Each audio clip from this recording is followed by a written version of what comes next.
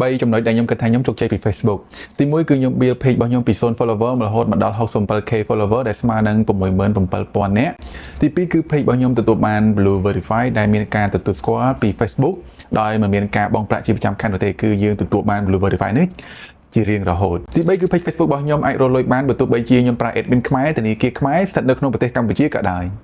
សួស្តីអ្នកនរគ្នាខ្ញុំបាទសេឡាថ្ងៃនេះខ្ញុំនឹងចែករំលែកអ្នកនរគ្នា3ចំណុចដែលខ្ញុំគិតថាខ្ញុំជោគជ័យពី Facebook បើសិនជាអ្នកនរគ្នាកំពុងស្វែងរកវីដេអូណាថាតើយើងធ្វើម៉េចទើបយើងទទួលបាន blue verify ដែលគិតថ្លៃហើយវាជារៀងរហូតហើយធ្វើម៉េចទើបយើងអាចរកលុយបានពី Facebook បើទោះបីជាយើងស្ថិតនៅក្នុងប្រទេសកម្ពុជាយើងប្រើ admin ខ្មែរធនាគារខ្មែរក៏ដោយអញ្ចឹងវីដេអូនេះគឺសម្រាប់អ្នកនរគ្នាចំណុចទី1គឺខ្ញុំនិយាយអំពីការ build follower ការដែលខ្ញុំផុសវីដេអូដំបូងអ្នកនរគ្នាខ្ញុំខ្មាស់គេបានន័យថាខ្ញុំធ្វើវីដេអូហើយប៉ុន្តែខ្ញុំអត់ហ៊ានផុសទេខ្ញុំគិតថាពេលដែលខ្ញុំផុសទៅអាចនឹងមានគេមើលខ្ញុំច្រើនហើយគេមើលខ្ញុំច្រើនហ្នឹងមិនមែនខ្ញុំសប្បាយចិត្តអីគឺខ្ញុំមានអារម្មណ៍ថាខ្ញុំខ្មាស់គេវិញការខ្ញុំផលិតដំបូងតែមកដល់ឥឡូវហ្នឹងអត់ទេអ្នកមើលច្រើនគឺខ្ញុំសប្បាយចិត្តហ្នឹងវីដេអូរបស់ខ្ញុំអត់សូវចេញច្រើនទេអ្នកនរគ្នាចេញមួយអញ្ចឹងខ្ញុំធ្វើអ្វីដែលខ្ញុំចង់ធ្វើមិនថាវីដេអូកំ pl ែងមិនថាវីដេអូដើរលេងខ្ញុំផុសសពគ្រប់បែបយ៉ាងវាមិនច្រើនអីណាស់ណាមកដល់ឥឡូវហ្នឹងវីដេអូប្រហែលវា700វីដេអូអីទេហើយតាំងពីខ្ញុំបង្កើត page ហ្នឹងមកខ្ញុំនៅតែបន្តធ្វើការផុសវីដេអូមួយដោយខ្ញុំមិនបោះបង់ក្តីសម័យរបស់ខ្ញុំទេគឺខ្ញុំចង់បានមានអ្នក follower ច្រើនក្នុង page របស់ខ្ញុំអញ្ចឹងណាហើយក៏ខ្ញុំបន្តធ្វើការផុសមកដល់ឥឡូវហ្នឹងអ្នកនរគ្នាចំណុចទី2គឺខ្ញុំនិយាយអំពី blue verify ហើយសម្រាប់ blue verify នេះគឺมันមានការបង់ប្រាក់ជាប្រចាំខែនោះទេគឺខ្ញុំទទួលបានពី Facebook ផ្ដល់ឲ្យខ្ញុំជារៀងរហូតអ្នក Facebook ផ្ដល់ blue verify នេះឲ្យខ្ញុំគឺដោយសារតែ background របស់ខ្ញុំអ្នកនរគ្នាអញ្ចឹងខ្ញុំសូមនិយាយអំពី background របស់ខ្ញុំបន្តិចទៅកាន់អ្នកនរគ្នា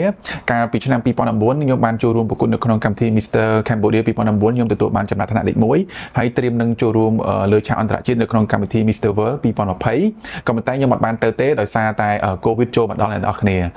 នឹង 3-4 ឆ្នាំអញ្ចឹងទៅហើយពេលមកដល់ឆ្នាំ2023ខ្ញុំក៏ចូលរួមប្រកួតនៅក្នុងកម្មវិធីមួយទៀតដែលមាន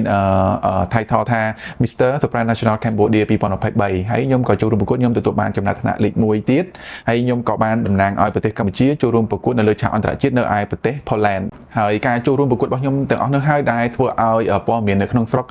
ព័ត៌មានក្រៅប្រទេសក៏បានចុះផ្សាយអំពីខ្ញុំថាខ្ញុំរបៀបថាarticle គេចុះព័ត៌មានគេចុះពីខ្ញុំថាខ្ញុំឈ្មោះនេះនៅប្រទេសកម្ពុជា represent ឲ្យកម្ពុជាកម្ពុជាប៉ុន្មានអីប៉ុន្មានហើយនិយាយអំពី background សិក្សារបស់ខ្ញុំហើយខ្ញុំធ្វើអីគេខ្លះពីមុនមកអញ្ចឹងពេលដែលខ្ញុំស្នើសុំ blue verify គឺខ្ញុំ submit ព័ត៌មានទាំងអស់ហ្នឹងទៅឲ្យគេអ្នកទាំងអស់គ្នាហើយតាក់ទងជាមួយនឹងការ submit ព័ត៌មានទាំងអស់នេះទៅឲ្យខាង Facebook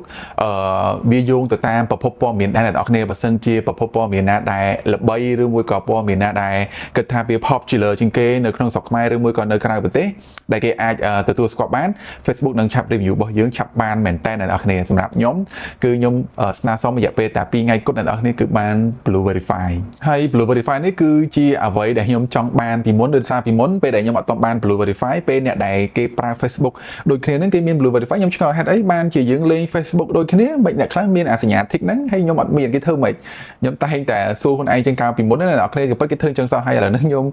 បាន blue verify នៅអ្វីដែលខ្ញុំធ្លាប់គិតថាចង់បានពីមុនមកហើយសម្រាប់ការធ្វើ blue verify នេះខ្ញុំអត់ដឹងថាគេមានវិធីសាស្ត្រអីខ្លះនៅក្នុងការធ្វើប្រហែលជាគេមានវិធីសាស្ត្រច្រើនជាងហ្នឹងទៀតហើយសម្រាប់ខ្ញុំគឺខ្ញុំបានលើកឡើងប្រាប់អ្នកនរគ្នាចឹងគឺខ្ញុំធ្វើតាមរបៀបហ្នឹងចំណុចទី3គឺការរកលុយពី Facebookកាលពីឆ្នាំ2022ខ្ញុំបានមើលវីដេអូនៅក្នុង YouTube content creator ខ្លះគាត់ប្រាប់ថាយើងផលិតវីដេអូ original content ទៅហើយយើងស្នើសុំរកលុយទៅ Facebook អាចនឹងឲ្យយើងហើយខ្ញុំក៏បានសាកស្នើសុំអ្នកនរគ្នាដោយសារតែខ្ញុំគ្រប់គ្រងការអស់ហើយទាំង follower ហើយនិងម៉ោងអ្នកនរគ្នាអញ្ចឹងក៏ខ្ញុំបានស្នើសុំតែពេលដែលខ្ញុំស្នើសុំខ្ញុំដាក់ធនាគារខ្មែរ admin ខ្មែរ location ខ្មែរអីទាំងអស់អ្នកនរគ្នាអញ្ចឹង Facebook គេបាន review ឯងស្រាប់តែគេ review ហើយគឺគេអត់បាន approve ទេអ្នកនរគ្នាព្រោះដោយសារតែប្រទេសរបស់យើងអត់បានស្ថិតនៅក្នុងប្រទេសដែលគេអនុញ្ញាតឲ្យរកលុយតាមរយៈ Facebook នោះទេអញ្ចឹងនៅក្នុង page របស់ខ្ញុំគឺវាជាប់ pre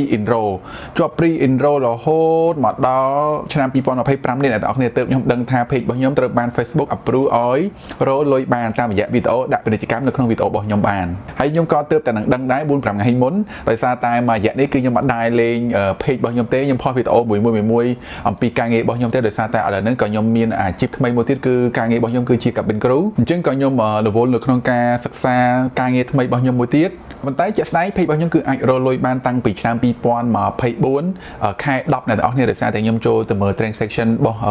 Facebook ដែលគេផ្ដល់លុយឲ្យខ្ញុំព្រោះដោយសារខ្ញុំមានវីដេអូចាស់ៗក៏ប៉ុន្តែវីដេអូទាំងអស់នោះមិនបានលុយច្រើនប្រហែលអ្នកទាំងអស់គ្នា1សេន2សេនអីចឹងដោយសារតែខ្ញុំអត់ដែលបានផលិតវីដេអូថ្មីទេហើយសម្រាប់ការរកលុយខ្ញុំមិនមែនរកលុយតាមតែ Instagram Ad នេះទេគឺខ្ញុំអាចរកលុយបានតាមរយៈ sponsor ដែលគាត់ហៅខ្ញុំ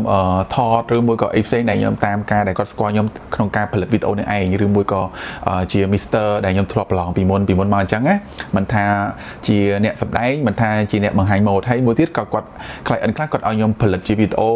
ផ្សព្វផ្សាយពីផលិតផលរបស់គាត់តែម្ដងហើយខ្ញុំដឹងថាឥឡូវហ្នឹងយើងរកលុយតាម Facebook ក៏វាមិនបានច្រើនអីប្រហែលដែរហើយខ្ញុំក៏ដឹងទៀតថាថ្ងៃណាមួយវានឹងទៅវិញដាច់ទៅវិញព្រោះដោយសារដូចឮគេនិយាយថាងាកដាច់អីចឹងខ្ញុំមិនដឹងដែរប៉ុន្តែដោយសារតែពួកគាត់ទាំងអស់ហ្នឹងអាចនឹងគាត់ប្រើ VPN ឬមួយក៏គាត់ដាក់ admin នៅស្រុកគេធនាគារស្រុកគេអីចឹងទៅប៉ុន្តែសម្រាប់ page របស់ខ្ញុំគឺ everything គឺខ្មែរទាំងអស់អ្នកទាំងអស់គ្នាអញ្ចឹងខ្ញុំមិនដឹងថាវាបាន long term ប៉ុណ្ណាទេអញ្ចឹងមានតែចាំមើលទាំងអស់គ្នាប៉ុន្តែការផលិតវីដេអូខ្ញុំនៅតែអត់មានពេលសម្រាប់ការផលិតវីដេអូដោយសារតែខ្ញុំមានការងាររបស់ខ្ញុំអាជីពជាកាប៊ីនគ្រូហ្នឹងអញ្ចឹងពេលដែលខ្ញុំទៅពីការងារខ្ញុំនឹងព្យាយាមផលិតវីដេអូជូនបងប្អូនទាំងអស់គ្នាកំសាន្តឬមួយក៏ចែករំលែកបទពិសោធន៍អ្វីដែលខ្ញុំធ្លាប់ឆ្លងកាត់ទៅកាន់បងប្អូនទាំងអស់គ្នាហើយបើសិនអ្នកទាំងអស់គ្នាចង់ឲ្យខាង Facebook approve អ្នកទាំងអស់គ្នា even though អ្នកទាំងអស់គ្នាស្ថិតនៅក្នុងប្រទេសកម្ពុជាក៏ដោយហើយប្រើ admin ខ្មែរហើយធនាគារខ្មែរក៏ដោយអ្នកទាំងអស់គ្នាគួរតែព្យាយាមផលិតនៅវីដេអូដែលយើងហៅថា original content យើងផលិតខ្លួនឯងដោយមិនយកវីដេអូអំពីគេយកមកផុសតអីចឹងអ្នកទាំងអស់គ្នាអញ្ចឹងថ្ងៃណាមួយអ្នកទាំងអស់គ្នានឹងដូចខ្ញុំគឺ Facebook approve ឲ្យតែម្ដងបើសិនជាវីដេអូមួយនេះគឺជាវីដេអូដែលលើកទឹកចិត្តអ្នកទាំងអស់គ្នាឲ្យអ្នកទាំងអស់គ្នាបន្តធ្វើអ្វីដែលអ្នកទាំងអស់គ្នាស្រឡាញ់សូមកុំភ្លេចចុច like និងចុច share វីដេអូមួយនេះទៅកាន់មិត្តភក្តិអ្នកទាំងអស់គ្នាឬមួយក៏បងប្អូនអ្នកទាំងអស់គ្នាផងហើយខ្ញុំប្រកាសថាអ្នកទាំងអស់គ្នាអាចសម្រេចគោលបំណងអ្នកទាំងអស់គ្នាបានបើសិនជាអ្នកទាំងអស់គ្នាមិនបោះបង់វាឥឡូវនេះវីដេអូរបស់យើងឈានដល់ទីបញ្ចប់សូមអរគុណអ្នកទាំងអស់គ្នាដែលបានតាមដានវីដេអូមួយនេះហើយសូមអ្នកទាំងអស់គ្នាគិតវិជ្ជមាននិងរីកចម្រើនទាំងអស់គ្នាបាទអរគុណ